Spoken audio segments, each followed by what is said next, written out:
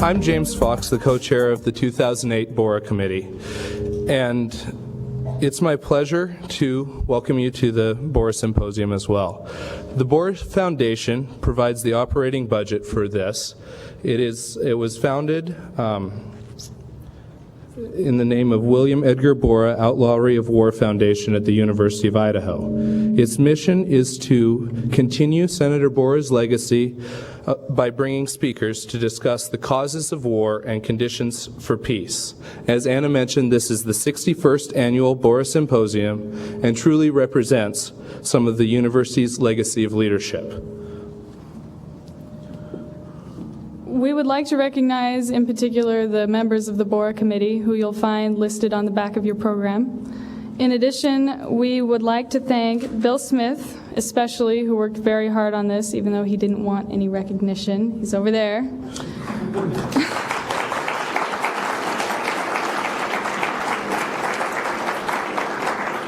And we'd like to give an extra special thanks to Julene Ewert, who put together all of our marketing and our promotions, and she did a lot of really great things on last-minute tight budget. And then also Jerry McMurtry, who was the chauffeur for President Klerk.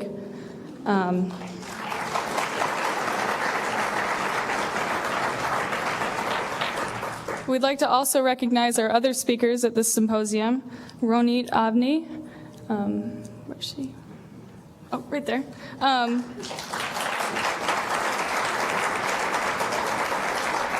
Mason Smith and Kenneth Atafua.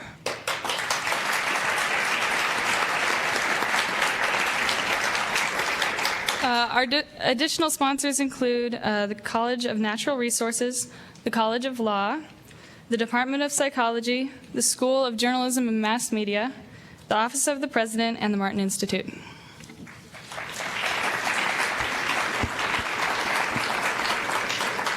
And with that, it's my pleasure to introduce to you our president, Dr. Timothy White. Dr. White and I both came to the university 4 years ago. I'm graduating. He isn't. He was born in Argentina, immigrated to Canada and then California when he was young. He received his PhD in physiology from the University of California, Berkeley. He is a first-generation college graduate. And with that, it's my pleasure to introduce to you Dr. Tim White.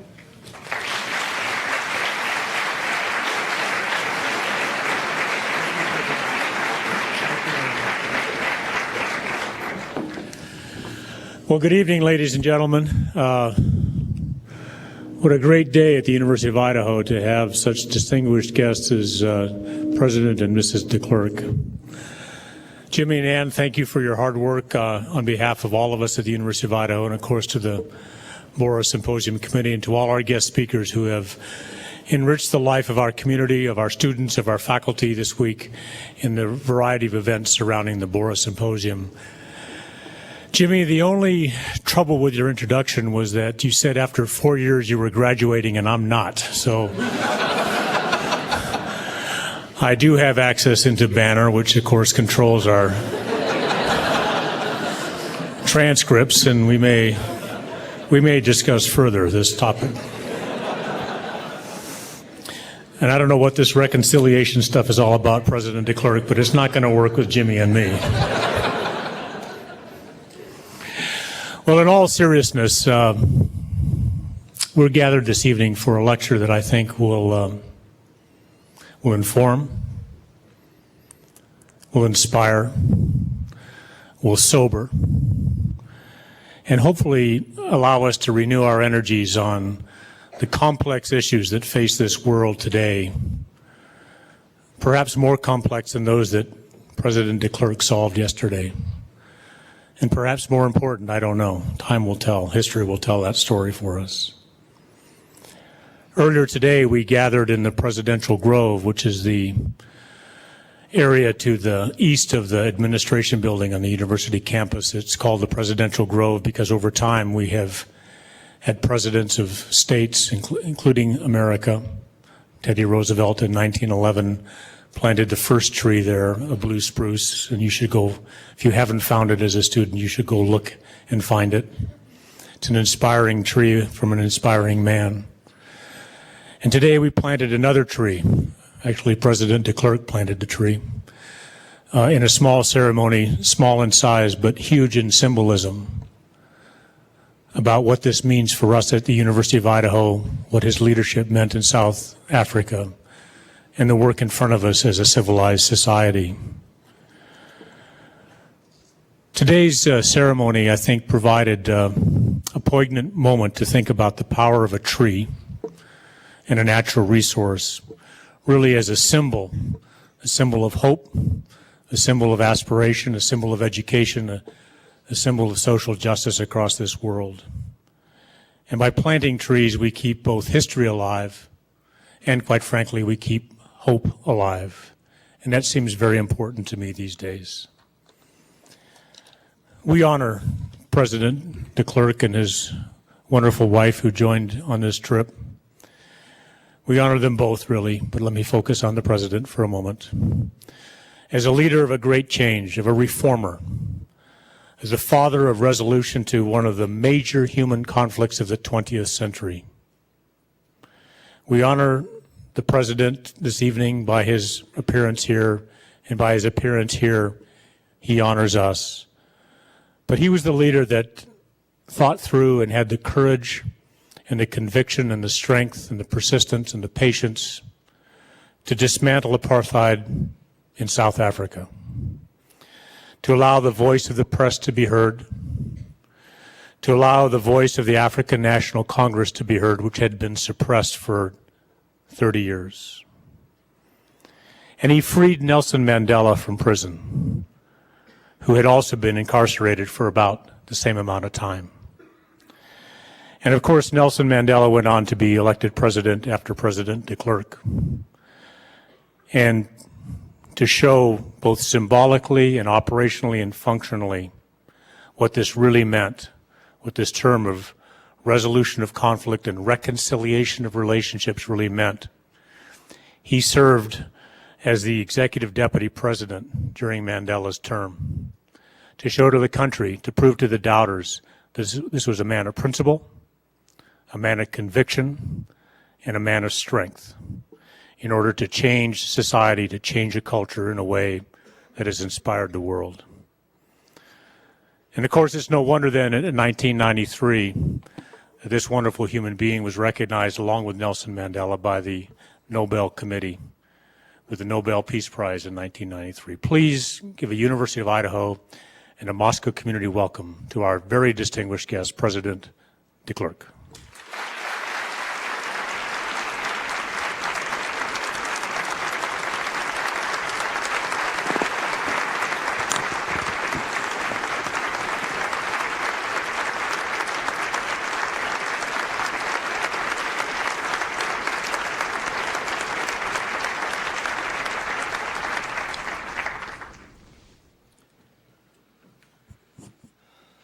Mr. President, co-chair of this illustrious week and symposium, ladies and gentlemen, thank you very much on behalf of my wife Elita and myself for the very warm welcome to Idaho and to this university.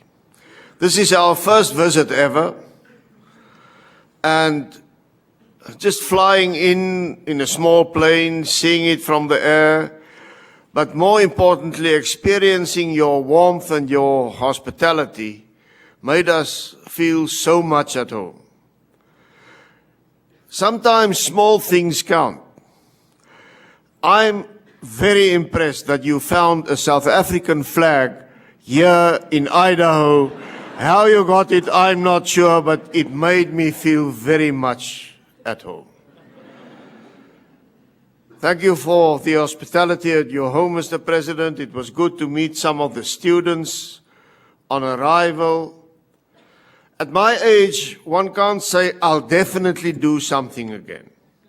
You're a bit more tentative. But in a tentative way, let me say, I want to come back to Idaho.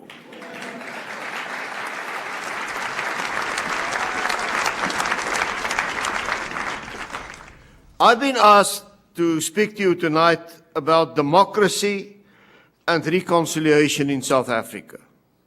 In other words, to tell you a bit more what happened in South Africa, where do we stand with reconciliation, and what are the challenges of reconciliation for any country coming out of a long period of internal conflict. 20 years ago, South Africa was caught in the grip of a seemingly irresolvable conflict. There were fears that the country was heading inexorably in a downward spiral towards a cataclysmic race war. The word of Yeats seemed to be grimly prophetic. He wrote, "Mere anarchy is loosed upon the world. The blood-dimmed tide is loosed and everywhere. The ceremony of innocence is drowned. The best lack all conviction, while the worst are filled with passionate intensity." Indeed, it was difficult to imagine parties that were further apart than the National Party, my party, which governed South Africa since 1948, the Inkatha Freedom Party, about which I will tell you a bit more, and the African National Congress. All of the parties involved, the three main parties, saw one another, not as they really were, but as the stereotypes depicted by their own propaganda. The ANC, South African Communist Party Alliance, had a radical socialist tradition. It was committed to nationalization and the immediate introduction of an egalitarian society. It advocated strong central government and state intervention in the economy to achieve its social purposes. It was closely allied to Russia and to the Communist Party of Stalin and Khrushchev and those who followed them. This ANC insisted that any new constitution in South Africa should be drafted by an elected constituent assembly with no limitations, just using the majority. It viewed my party, the National Party, in terms of its experience of apartheid and of security force repression during their liberation struggle. The National Party, my party, on the other hand, strongly favored a free enterprise economy, a federal state, and limited central government intervention. It believed that the new constitution should be drafted before the first election and not on a basis of a simple majoritarian situation. Our views of the ANC had been formed during our own bitter struggle against the ANC, and were colored by its close associations with the pro-Stalinist South African Communist Party. The IFP, the third major party, the Inkatha Freedom Party, had chosen to combat apartheid, but from within the system. They did not take the revolutionary route. They did not take the violent route, but they were strongly opposed. And for this reason, the IFP was distrusted by the ANC, with whom it had for some time been waging a low-intensity war in the province of KwaZulu-Natal. That conflict, I'm sad to say, continues to this day. The Inkatha Freedom Party was strongly federalist. It also supported free market principle, and it had its main support base amongst the Zulus of Natal, the biggest single linguistic and cultural group within the South African nation. What enabled these three parties and the other 23 smaller parties that joined them in the multi-party negotiations to bridge the enormous chasms that divided them. I do not have time to go into everything in depth, but I would like to suggest that the following factors really sparked successful negotiations. There was common acceptance at that stage when I became president that whether we liked one another or not, there could be no long-term solution that did not involve all the major parties and all the population groups of our great country.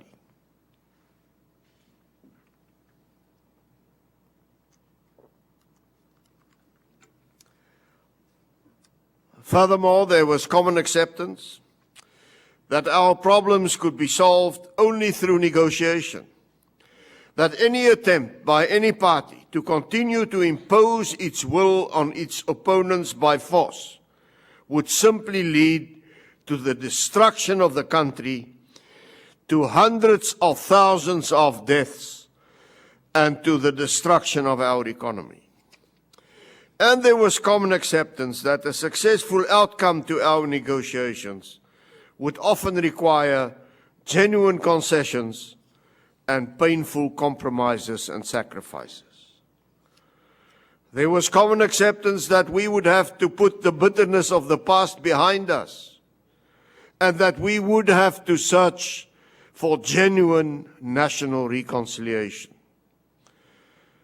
And lastly, there was common acceptance that we needed a strong constitution that would provide the basic rules and the cornerstones and the foundations for our new society. A constitution that would guarantee the rights and the security of all our citizens and all our communities. There were also certain objective circumstances that had created a window of opportunity for us.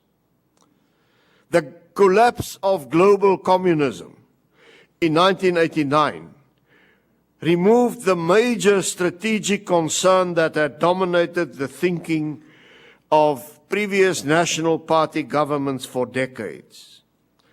For us, the prospect of Soviet expansionism was not just an empty propaganda exercise. It was reality. It was there. During the previous years, our armed forces had been involved in serious military clashes with Soviet and Cuban-led forces in Angola. They were there in their tens and hundreds of thousands, the Cuban troops. We were fighting against Russian fighter planes and Russian pilots. They had a plan to get control of the whole of Southern Africa.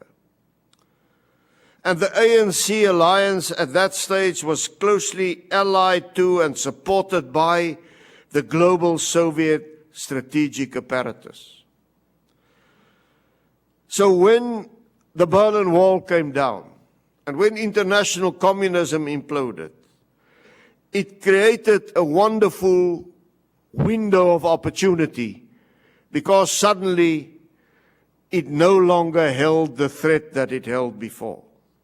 Furthermore, there was no longer, because of the implosion of international communism, any serious debate with regard to the economic policies that would be required to ensure economic growth in a future democratic South Africa. The devastation that central planning and communism and far-left socialism and statist controls had wrought on the economies of Eastern Europe was there for all to see. It failed, and therefore also the ANC's previous stance on that lost the sting in its tail. And furthermore, throughout the negotiation process, all sides received strong encouragement from the international community to persevere in their difficult attempts to reach peaceful accommodation. When I became president and I first went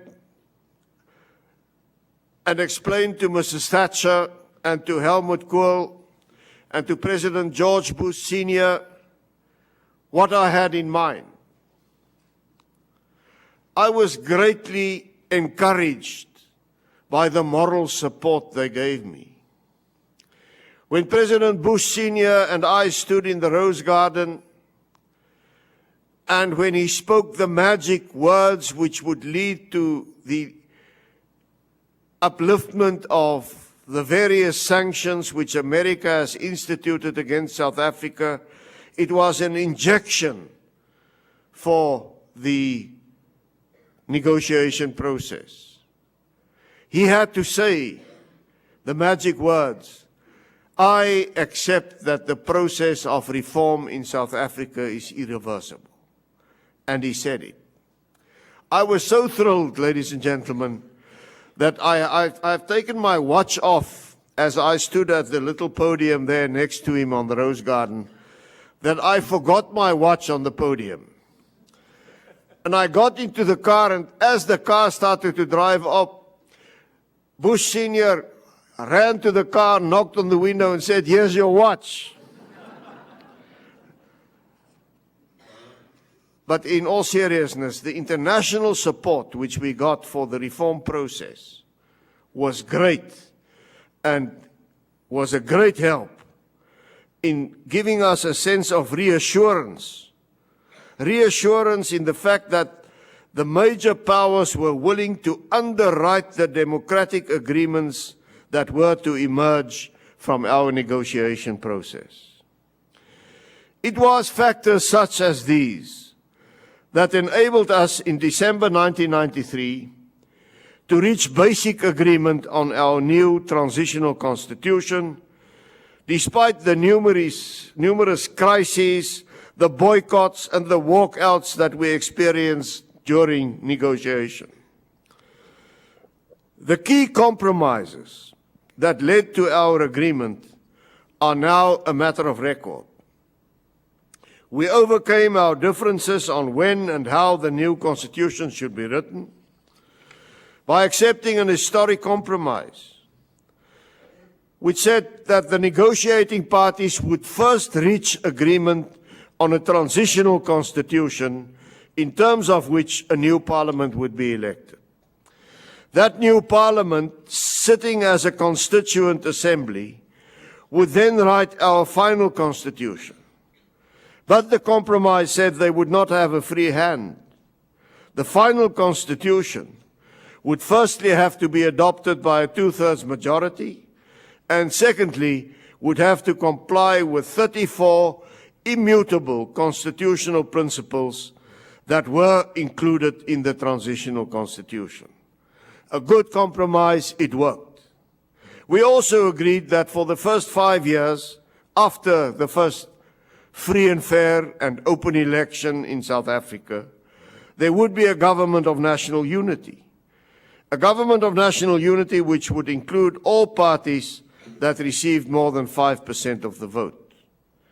We agreed that South Africa would henceforth include 9 provinces with substantial powers of their own, and we agreed that all those from all sides who might have committed politically motivated offenses and crimes during the period of our national conflict before 6 December 1993 would have a right to amnesty. On this basic framework, we based our historic compromise. In December 1993, we adopted that transitional constitution, and it provided a sound basis for the drafting of our final constitution in 1996. And that final constitution makes provision, and we're very proud of it in South Africa. It has the support and had the support of an overwhelming majority of all South Africans. Of all reasonable political parties, about 25 of them all said, yes, we accept it. Only one party voted no in Parliament, and that was the far-right Radical Party.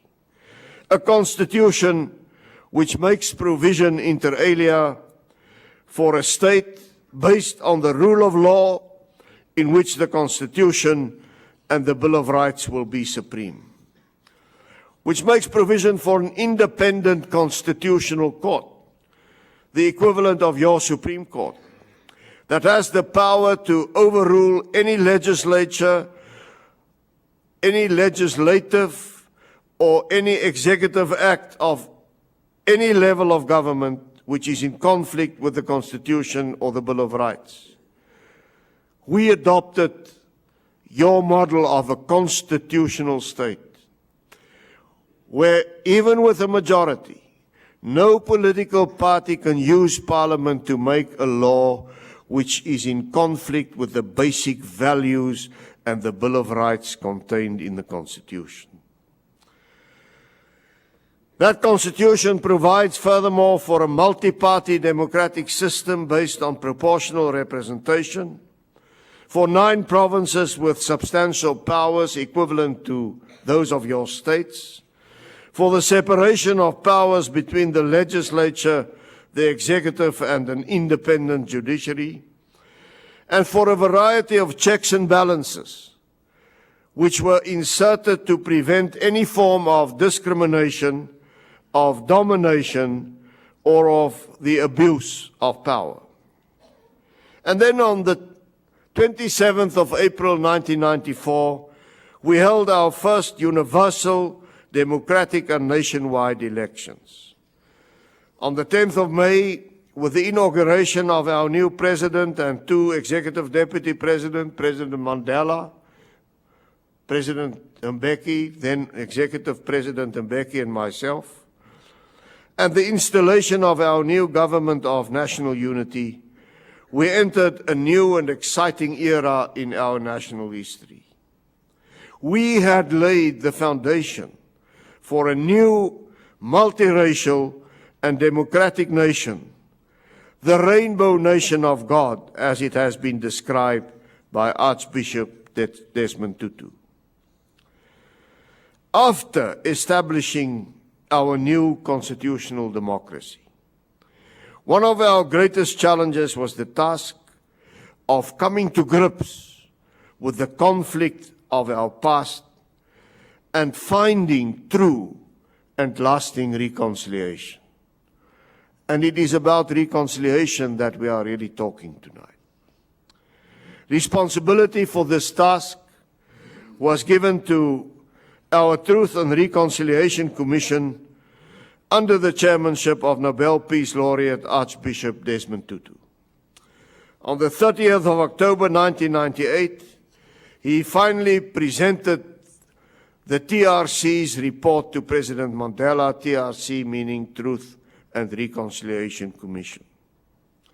In this process, we learned that it was often easier to reach agreement on the challenges of the future, the challenges of the present, the goals for the future, than on the grievances of the past.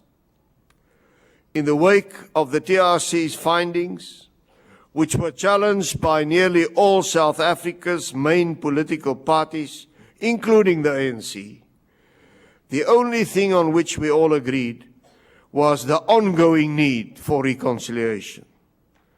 And that need still exists today in South Africa. It's a task never finished. An important part of helping to break the ghastly cycle of human conflict, I believe, can be provided by the healing power of forgiveness and the peacemaking power of reconciliation. Despite the lip service, ladies and gentlemen, that we give every day to the importance of forgiveness, also when we pray, forgive us this day our trespasses, as we forgive them that trespass against us. The reality is, if we are honest with ourselves, that we seldom truly forgive. Yet forgiveness is essential, not only because it is for Christians a central commandment of their religion, but because it is critically important for our own spiritual and mental well-being and for the search for lasting peace. Until we truly, and that applies to all of us in all countries, in all situations, until we truly forgive our enemies, we carry within our hearts a bitterness that can poison every other aspect of our lives. Only when we forgive the wrongs that have been done to us can we free ourselves from this burden. By continuing to nurse grievances against those that have done us wrong, we give them continuing power over us. Let me repeat this. By continuing to nurse grievances against those who have done us wrong, we actually give them continuing power over us. With each remembrance of past wrongs, we perpetuate the evil that has been done to us. In the end, we forgive those who have done us wrong, not only for their sake, but also for our own liberation. Internal bitterness eats you up from inside. And reconciliation is only possible if from all sides that internal bitterness is laid to rest. And the cost to lay to rest is basically forgiveness. Many of the conflicts, if we look at the rest of the world, that continue to wreck the world, have their roots deep in memories of ancient and unforgiven wrongs. One of the great challenges in peacemaking is to break the cycle of grievance and revenge, remembrance of wrongs, revenge, retaliation. That cycle needs to be broken. The conflict between Catholics and Protestants in Northern Ireland went all the way back to the Battle of the Boyne at the end of the 17th century.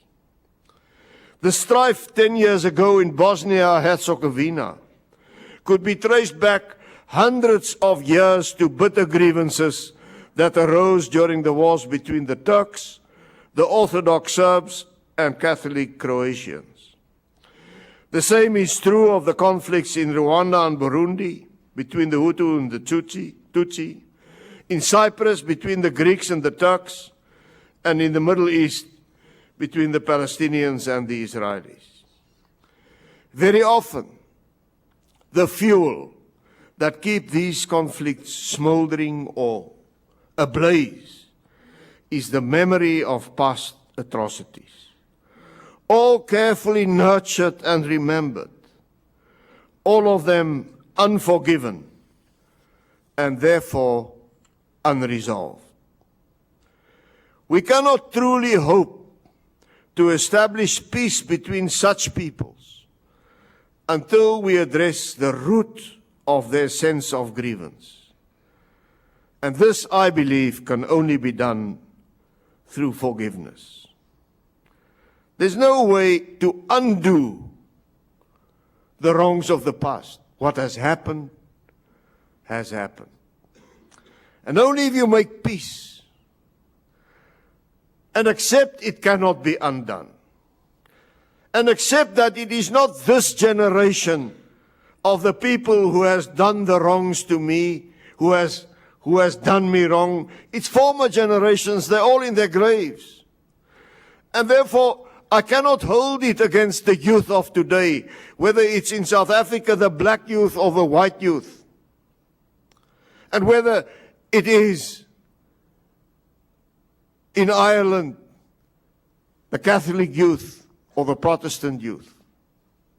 Somehow or another, we must make peace with the past in our own hearts. We are Afrikaners, and I'm an Afrikaner, I'm a South African, and I'm an African. We Afrikaners know about this.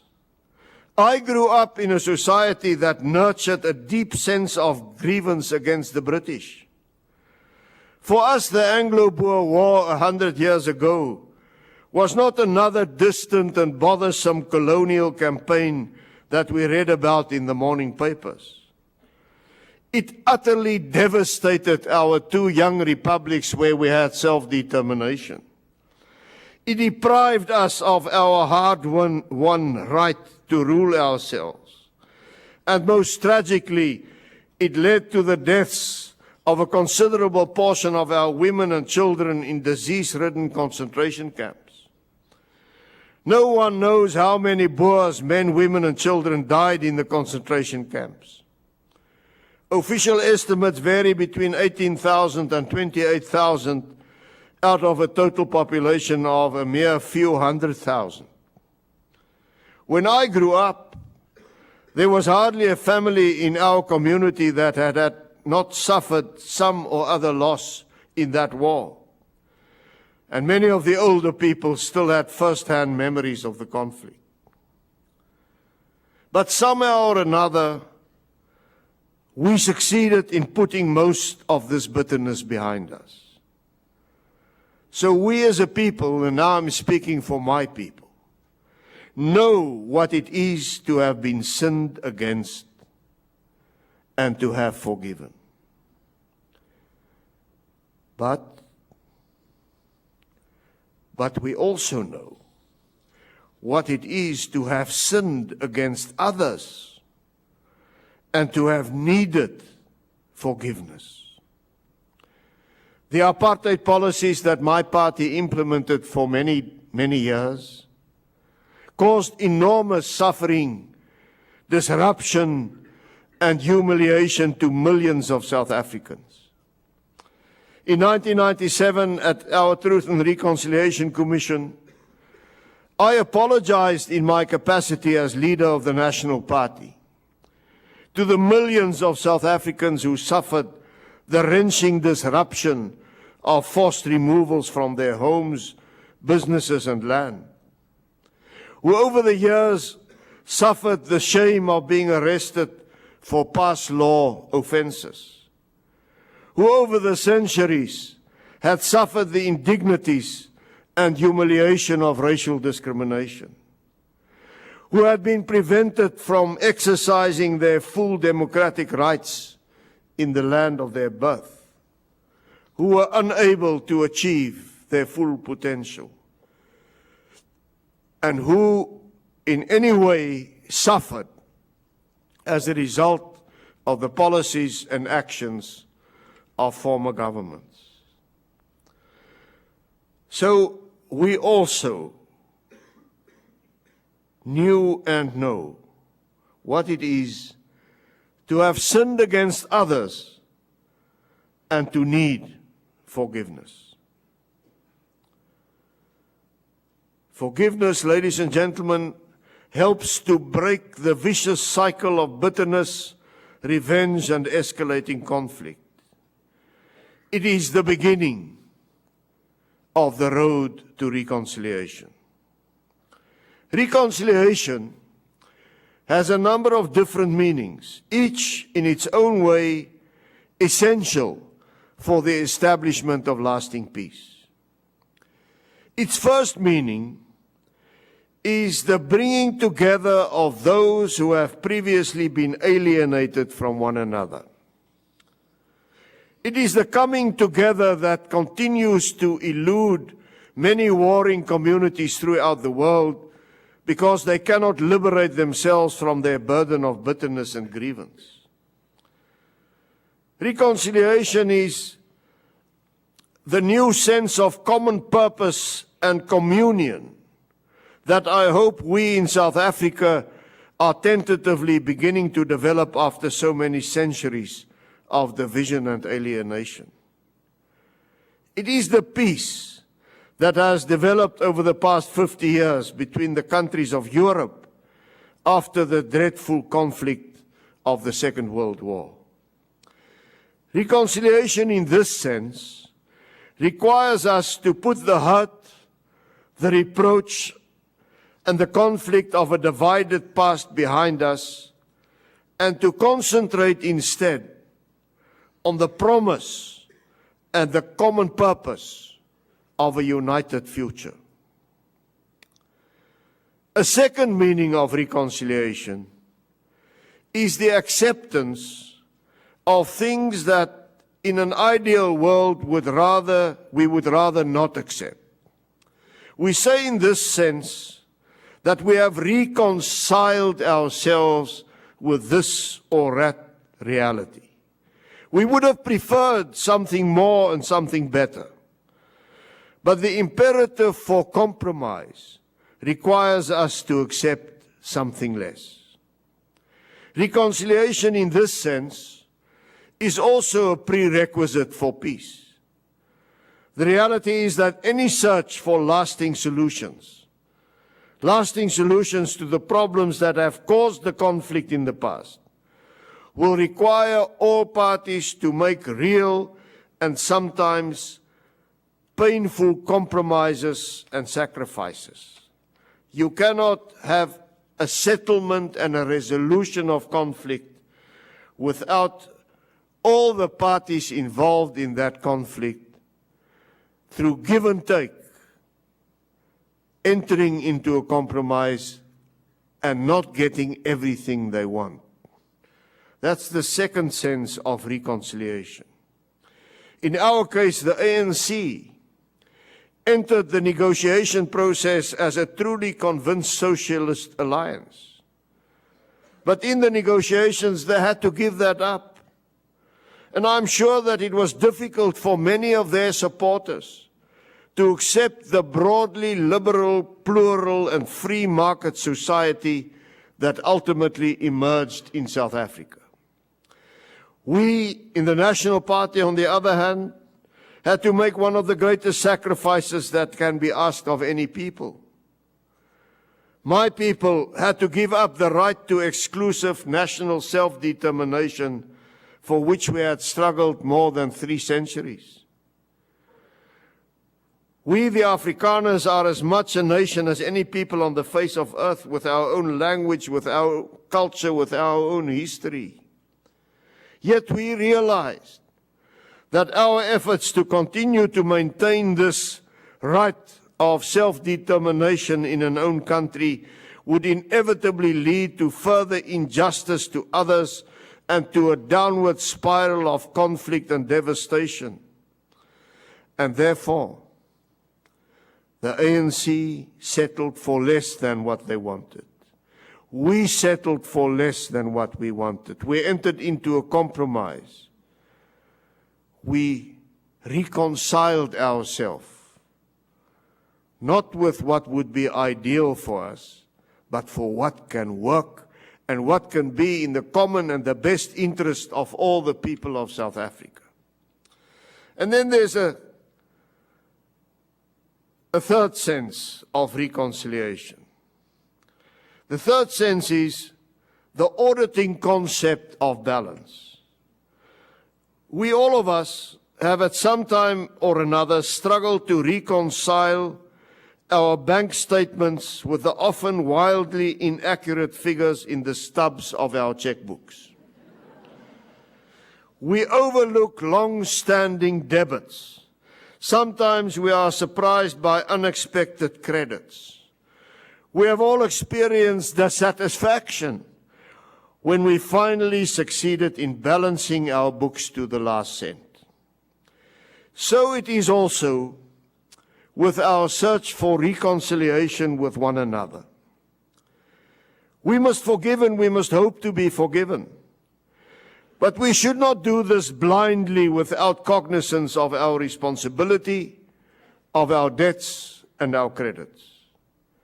For that reason, reconciliation requires that we should also carefully and dispassionately examine our collective accounts of our past relationships and seek to find a balance.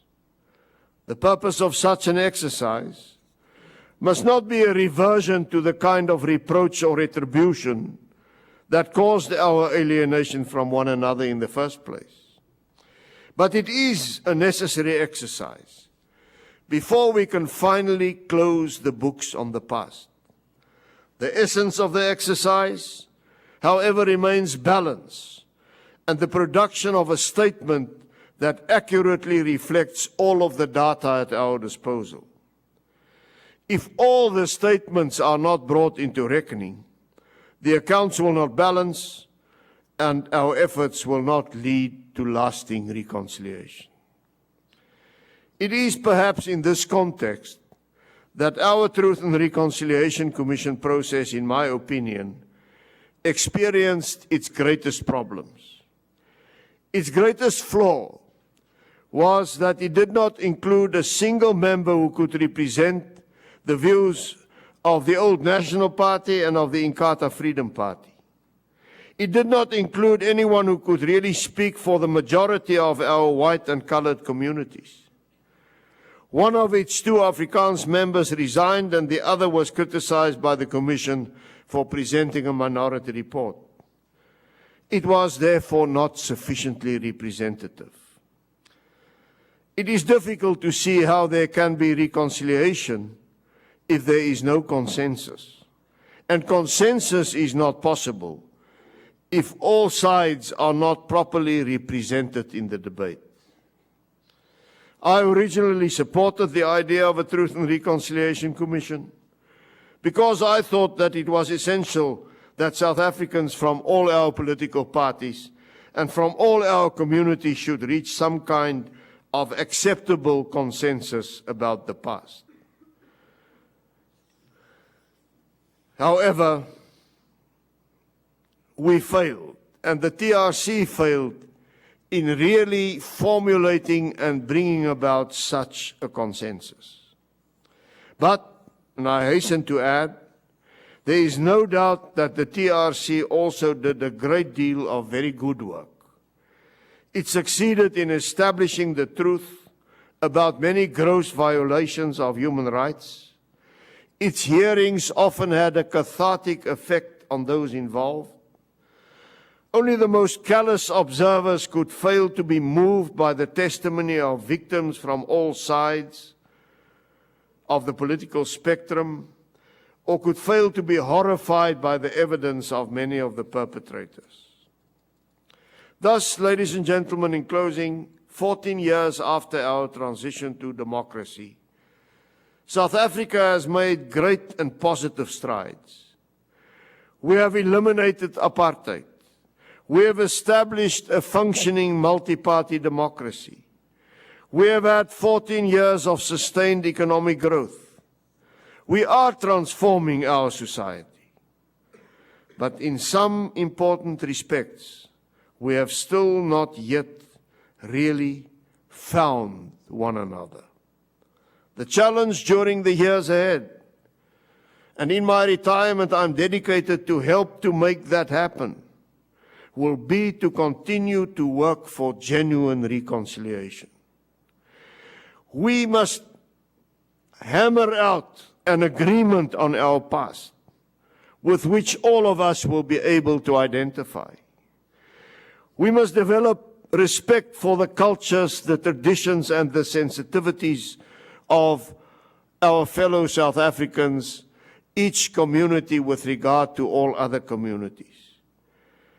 And all of us must reach out to the millions of fellow South Africans whose lives have not yet been improved by our constitutional transformation. The reality is that all human relationships require constant care and constant attention, particularly those between groups in complex societies. We can never sit back and say that we have solved a problem. We must strive incessantly to hold those who are filled with passionate intensity at bay. We must reinforce the conviction of the good, and we must strengthen the forces and the interests that bind us together to ensure that the center continues to hold. In the case of South Africa, the overwhelming majority of all South Africans are moderate. They want the new South Africa to succeed. They want to take hands. They want to work together for a common, better future for all. We will not fail those who have put their trust in South Africa as a role model of how a very complex society with 11 official languages can work together and be together. But there is no shortcut to real reconciliation. Forgiveness is the beginning. Agreement about how to deal with the past and then how to close the books on the past is essential for lasting, future-orientated reconciliation. I thank you very much, ladies and gentlemen.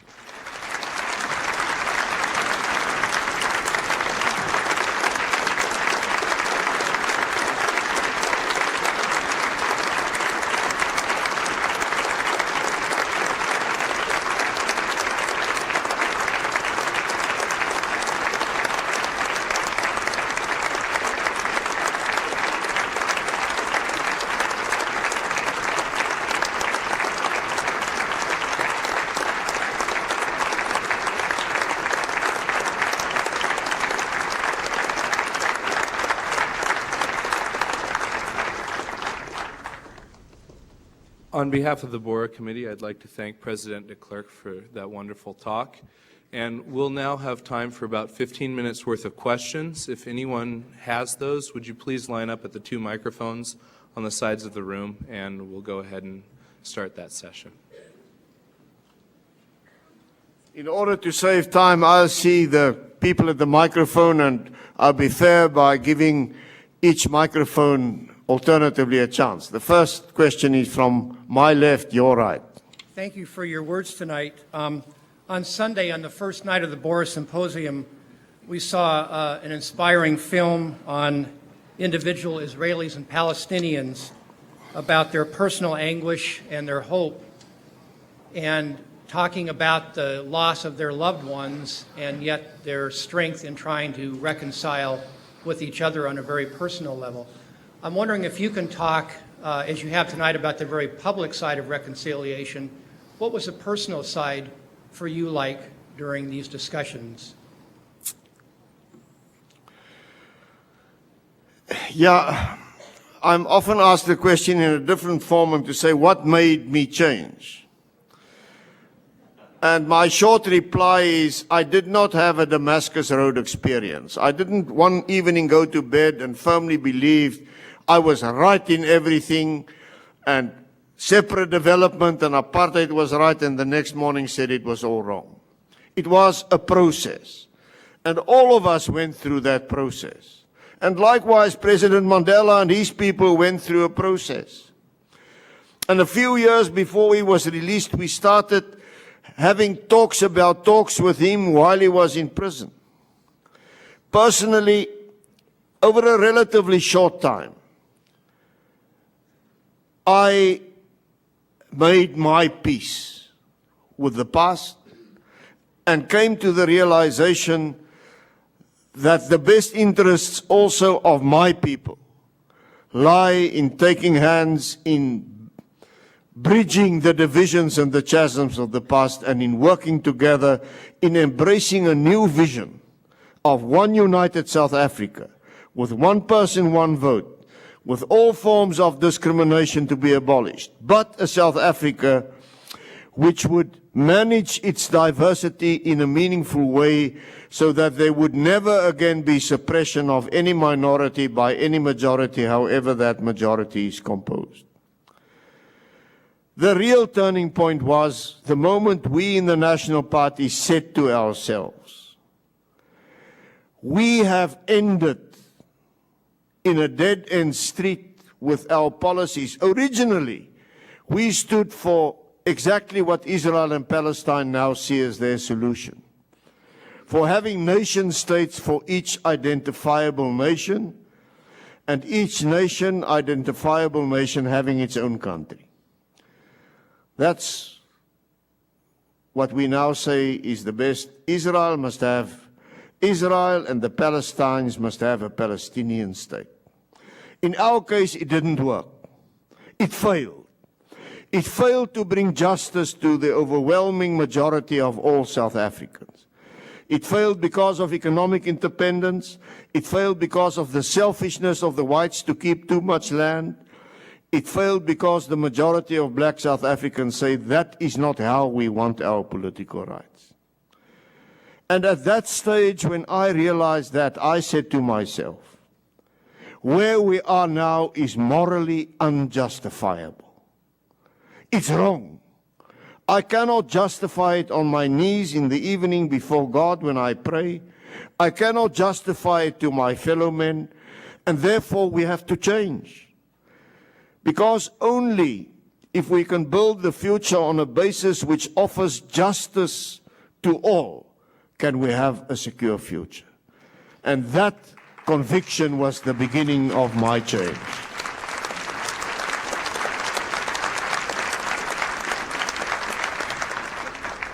We often find our leaders trapped in their party's ideology or their beliefs about what the people expect of them. You said in your earlier remarks that you understood that there were common understandings among the three major parties about what the future must hold for your country. How did you open the channels, and what channels did you open to come to that understanding that there were those commonalities? Basically, there's only one way, and that is to talk to each other. I can, in a nutshell, because there are many people who want to ask, I can give you such a long answer on this. I can hold a whole speech about it. But let me say, firstly, you must talk to each other. You cannot convince each other or become convinced if you don't open yourself to debate. Secondly, in those debates, when we started negotiation, we started to, instead of immediately arguing about the things we differ most strongly about, we started to draw lists of what do we agree about. And we worked on extending that list to say, okay, we can all live with this A, B, C, D, E. But with regard to V, W, X, Y, Z, we still differ. Then when we tackle those differences, we once again started with the easiest of the differences. Until right at the end, we ended with a short list of 9 points on which negotiation could not bring resolution. And then the buck stopped with me and President Mandela, and our negotiators came to us and said, now the two of you must settle this, and we settled. So we worked from the general to the specific, and we rather started with the positive and tried to reduce the negative in a constant process until we could draw a line and say, we now have consensus.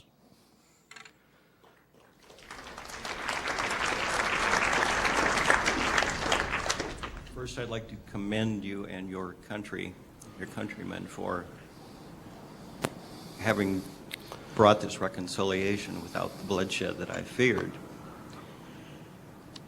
Having been in South Africa during the apartheid regime and having seen the colossal economic disparities, I am wondering how any of these disparities are today being addressed and going forward, how you're working those through. Yes, economic disparity lies at the root of many conflicts around the world. It's a mistake to, and an oversimplification to say apartheid caused the economic disparities. Yes, it made a contribution, but even in the apartheid days, universities were built, a proper education system was set into place for black South Africans, which didn't exist in the late 1940s, which over Hundreds of years of colonialism was not brought into being. Nowhere in Africa did the former colonial powers leave behind them democracy, proper education systems, or anything. It's a heritage also from a long colonial past. But it exists. And we are trying to bridge it in numerous ways. In our Constitution, and I said yes to it, there's a clause that there is something like fair discrimination in order to rectify the wrongs of the past. And therefore, balanced affirmative action is prescribed in our Constitution. Balanced black economic empowerment is prescribed in our Constitution. But I believe the best way to bridge the gap between rich and poor, the best way to attend to the needs of the more or less, in the case of South Africa, 46% of the people who live on or beneath the breadline, is personal empowerment through education and training. And we need to upgrade our education system. It has not improved since 1994. It has actually deteriorated. And personal empowerment, and the best way to help somebody up the ladder, the economic ladder, is to give such an individual, even through retraining to older people and to the youth through education, the capacity to improve him or herself. It's a big challenge. It's a challenge which even you in America, and I say it with timidity, where your problem is simpler, have not fully succeeded to handle effectively.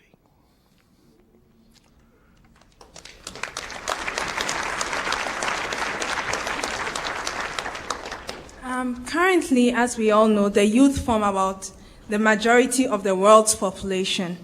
And for a place like South Africa, most of them maybe were very young when some of these things happened. The first form of information they get is from their families, from parents, from people who hurt. And these are people who would be in the country 50 years, 60 years when you are no more there. When people who led the reconciliation process are no more there. And they might strike with their hurts, with their pain, and things like that. What are you doing to incorporate the youth in this building process, in this reconciliation process, to ensure that one day when you are not there, one day when the leaders are not there, these youth would be able to handle the society? Well, let me firstly say, the youth don't see reconciliation as such a big problem as the older generation does. Our schools are open, our universities are open, it's integrated now, and the youth get along fine. The youth actually in South Africa is getting irritated with the older people constantly hammering on the past. They want to get ahead with the future.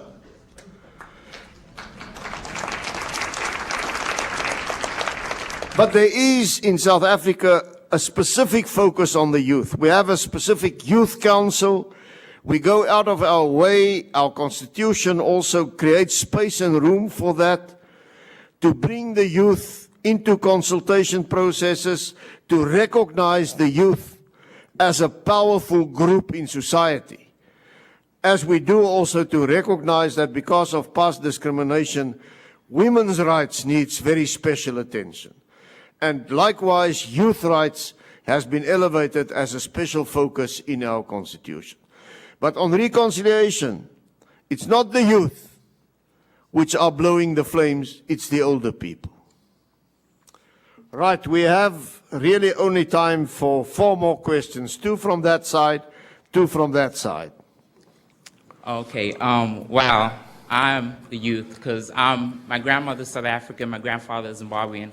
And the question I had is, openly and honestly, we as the youth have inherited a legacy or undertones of a bitterness that sometimes has been subdued in Southern Africa. And like with Zimbabwe, for example, where they reconciled, everybody was peaceful until the land situation came up again.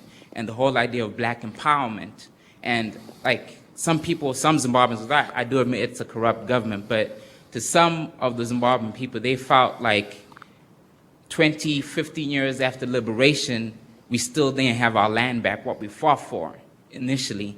And so as I debate with my friends, my white South African friends, we do realize that there is a problem in the sense that we have reconciled, we are getting along, but when this issue of land comes, when this issue of actually making right the wrongs. I've got it. Okay. Well, let me immediately say there was a need for land reform in Zimbabwe, and there is a need for land reform in South Africa. We acknowledge it, but it must be done in such a way that it does not ruin the agricultural economy of a country. And Mugabe's land reform has disempowered black Zimbabweans. Didn't make them rich. It didn't help them. Half of them are now out of Zimbabwe. Half of them are hungry and don't have a proper roof over their head.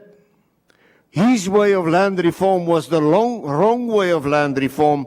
It caused an economic catastrophe in his country.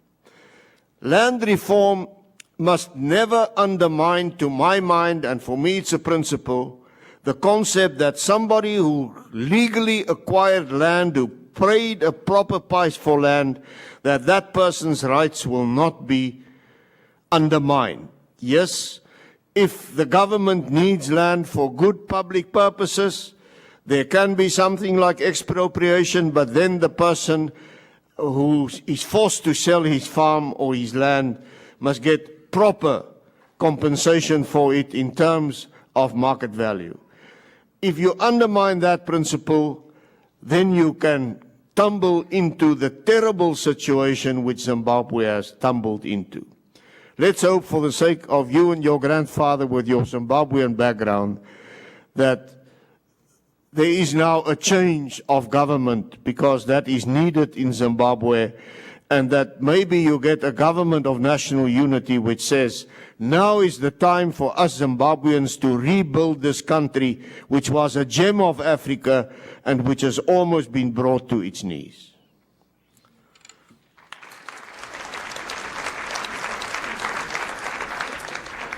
Mr. President, you mentioned the need for forgiveness to have reconciliation. And I'm curious if you would comment on the claim that for true reconciliation to occur in South Africa or to continue, that there be debt forgiveness for international debts acquired during the apartheid regime. Well, in the case of South Africa, we did not renege on former debts.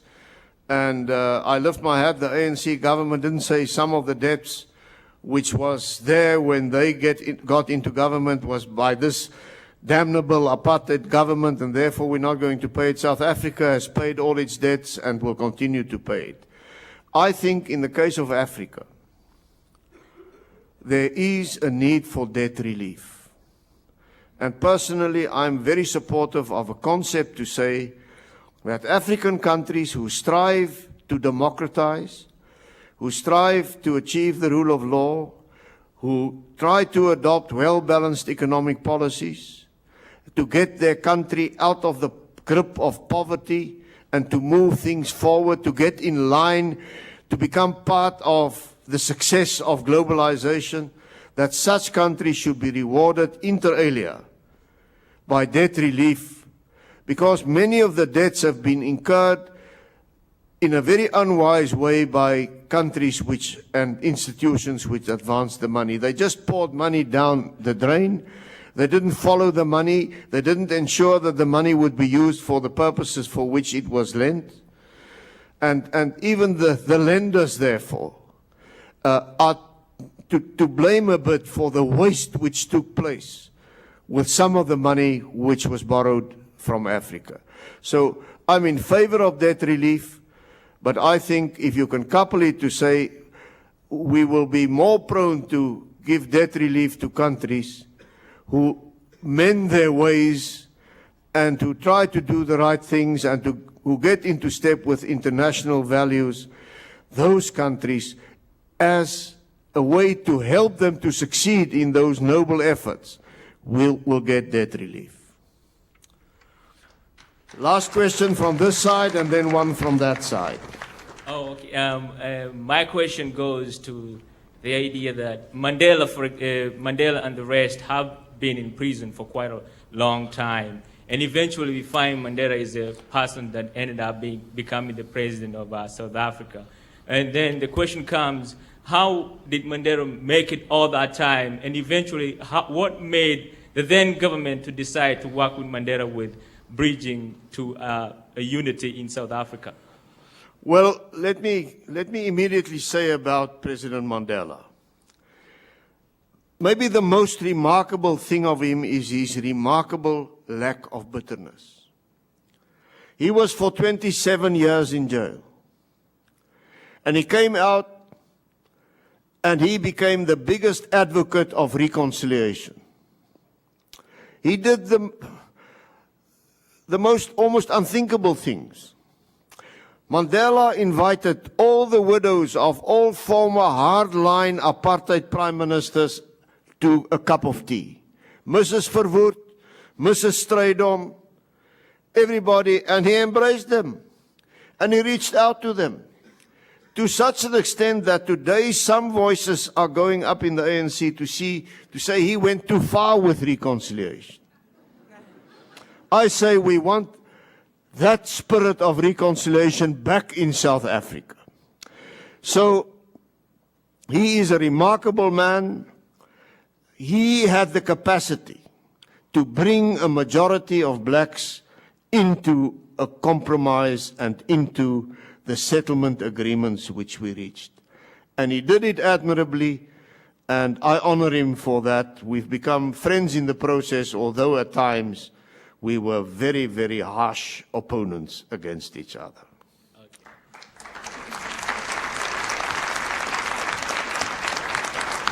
Last question goes to a lady. Thank you. I'm wondering, how do you promote the idea of reconciliation in a society that doesn't recognize its need for it? I'm thinking of the United States or Idaho. In the U.S., we have a pervasive belief, if it's often unspoken, that if people are poor, it's because they didn't have the personal worthiness to not be poor. And we have a lot of white college students in Idaho who think that they had nothing to do with our nation's brutal racial past, and so they have no need for reconciliation. I think there's no shortcut to make people aware of the need for reconciliation. I think it's the collective responsibility of all those who have that insight to stand up and speak out. It's the responsibility of spiritual leaders not to sort of hide that in the cupboard, but to regularly raise the issue. It is the responsibility of cultural leaders and political leaders. But we should not just wait on the politicians to do it. Sometimes civil society is the stronger voice. Politics has its own limitations. And I'm dedicating my retirement to mobilize civil society, outside party politics, to stand up for what they believe in and to be on the playing field. However, let me qualify one thing about reconciliation and forgiveness. If you say, I've forgiven, then you mustn't require the person that you've forgiven, nonetheless, every month to repeat his or her apology. If an apology is heartfelt and it is made in the right spirit, and if the side which has been wronged say, I accept your apology, it should now be the end of the matter. When somebody sins in church and is called to order and is disciplined by his church and then shows I'm looking for the English word, shows yes. And the church says, right, God is a forgiving God. He's not expected every Sunday to do it again in front of the pulpit. So somehow or another, also, from the side which gives the forgiveness, there should be closure and not constant falling back and say, it's okay, but still, you still owe us because of what happened 30 years ago, 50 years ago, 80 years ago. Where do we stop? So we need a balance in the approach. The right attitude from those who really have wronged others, or who carry the heritage of coming from a society which have wronged others. But also the right attitude of those who have been wronged in acknowledging the acknowledgement of the wrongdoers and saying, I forgive you, and therefore let us now stop being caught up in the past. Let us reach out to the future. Thank you very much, ladies and gentlemen.